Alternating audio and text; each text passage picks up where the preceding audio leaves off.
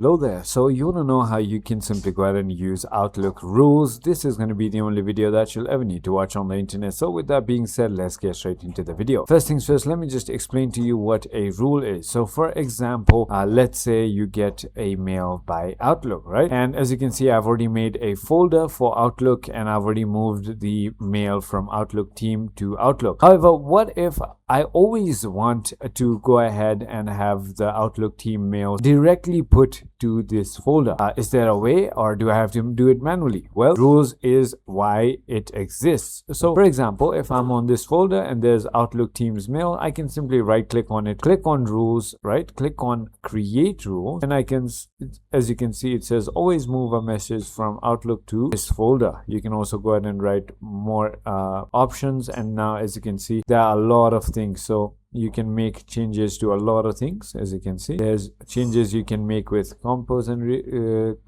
reply, smart suggestions, attachments, rules, and you can add new rules as well. So condition could be anything, right? And then you could add action, move to, delete, anything that you want. And here are the exceptions as well. So that is about it. I hope this video was helpful to you. If it was, hit that like button and I'll see you on